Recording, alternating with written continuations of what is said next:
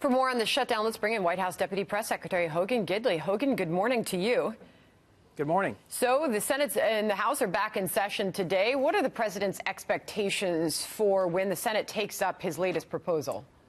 Well, his expectations are clear. He wants an open government and secure borders. And right now, the Senate looks to move on a bill potentially on Thursday for a vote. We have a humanitarian crisis along our southern border. We have a national security crisis along that border as well. He put forth a common sense plan that used things that the Democrats wanted, included that in the plan, and we want to secure the government. And right now, Democrats refuse to come to the table at all. You just played, or just showed, I should say, a tweet from Nancy Pelosi, and she won't even have a conversation with the president. She was very clear that if we did everything the Democrats wanted, if we voted for every piece they wanted, then they'd talk to us about what we wanted. And when the president put that forward to her as a proposal, fine, I'll open the government and do whatever you want. Will you have a conversation with me about border security? She said one word, no. And that's where we stand right now. If, and I keep saying this is a big if that Senate accord was to make it through both chambers, does Mitch McConnell have the blessing of the president that he will indeed sign that? Well, that's a big if. We don't know what the final bill would look like, but the president has been clear about what he wants. That's why we took the initiative and put forth a proposal that was signed off on by so many Democrats, at least pieces of it, of what they wanted. Up to and included, we changed the actual materials that the wall would be made out of. So many Democrats in the past voted for steel barriers. That's why we put the language in there, so that when Hillary Clinton and Barack Obama and Joe Biden and Chuck Schumer all voted for it, they'd be willing to vote for it again. But until this time, there's only really one thing that's changed, and that's Donald Trump is in the White House. They're playing politics with people's lives here. It's dangerous for the country, and there are 800,000 federal workers that by midnight tonight, if a deal is not reached, they are guaranteed to miss a second paycheck in a row. That's unacceptable. Democrats have to come to the table to work with us to fix it. And we know that Nancy Pelosi has made the suggestion to the president that he should not publicly deliver his State of the Union address next Tuesday. What is going to happen, Hogan? Well, we have no announcement at this time, but Nancy Pelosi does not dictate to the president when he will or will not have a conversation with the American people. The State of the Union address is set up so the president can explain just what's going on with our government and just what's going on around the globe. The president has an incredible story to tell about how far we've come in this country economically, in a national security capacity. All of those things are impacting Americans positively, and when we have an announcement on that, we'll let you know. But Nancy Pelosi is trying to play politics with that venue. If she maintains the invitation, which she has not completely taken the invitation off the table, but she has made a suggestion that he does not deliver that on the House floor, what's the president's plan B there? How would he deliver it, or where would he deliver it? There are many ways he can deliver the State of the Union address. I'm not going to get ahead of anything he would announce. But the fact is, you just pointed out, she has not canceled it. She asked us to postpone it, and she did that without any input from national security. In fact, she even said that Secret Service couldn't protect the speech, which is absolutely ridiculous. If the Secret Service can protect the President of the United States on a trip to Iraq, chances are they can protect the American president in the halls of Congress. You know, we came to expect those afternoon briefings, press briefings from the White House every day almost. That came to an end.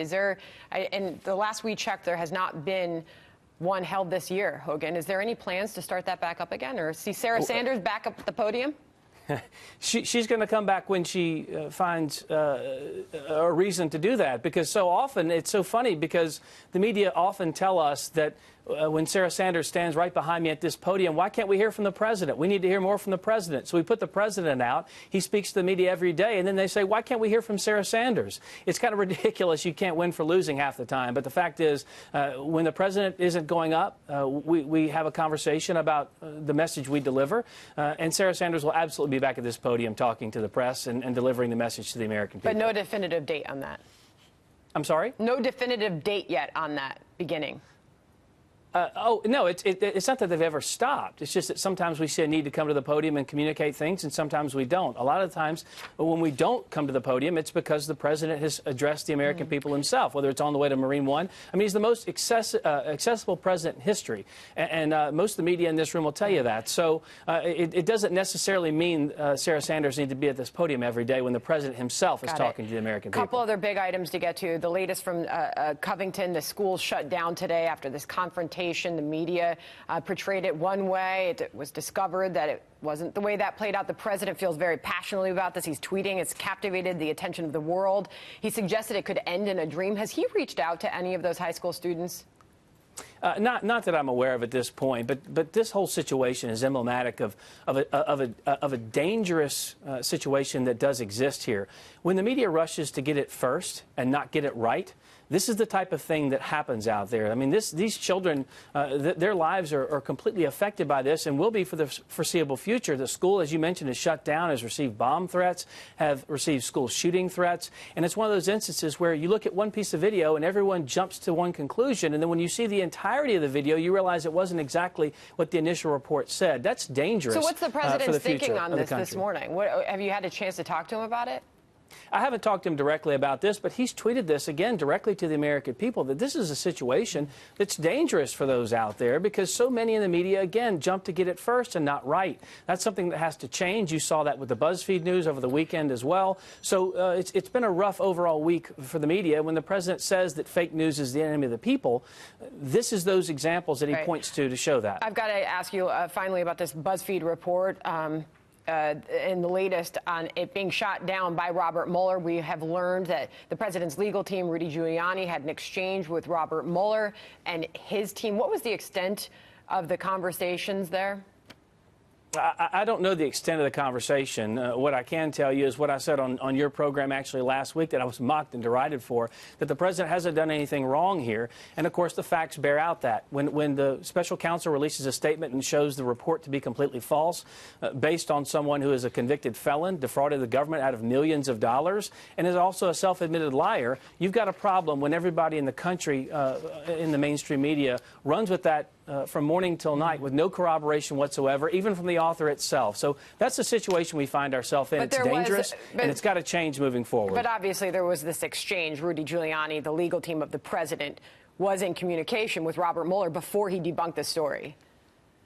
Right, but Rudy Giuliani has addressed all this. I refer you to him for anything further. But the president has maintained the fact he's done nothing wrong here. There's no collusion. We've been in this for 2 years, and I think the American people want this wrapped up. In fact, the majority of them now say that this is seen as a politically motivated witch hunt, and that's a problem. All right, we're up against a hard break here. Hogan Gidley, we got to a lot. Thank you.